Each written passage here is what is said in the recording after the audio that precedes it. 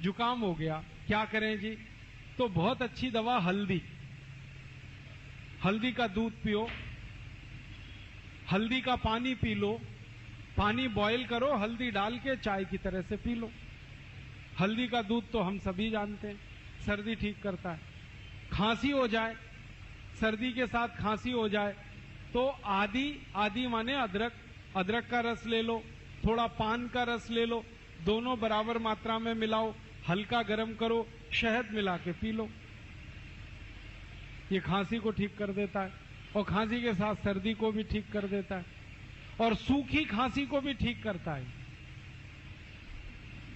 कई बार खांसी ऐसी हो जाए किसी को कि खांसते खांसते चेहरा लाल पड़ जाए, वूपिंग कफ, चेहरा एकदम लाल, और खांसी शुरू हो तो रुके ही ना, 2-3 मिनट खांसते रहो।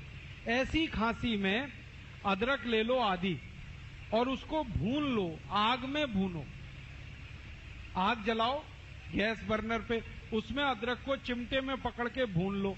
जब वो भुन गया तो उसको हल्दी में डाल दो, हल्दी पाउडर, पिसा हुआ हल्दी, तो हल्दी उस पे चिपक जाएगी और वो हल्दी चिपका हुआ अदरक जैसे ही मुंह में रखोगे 1 मिनट में खांसी बंद हो जाएगी, 1 ही मिनट।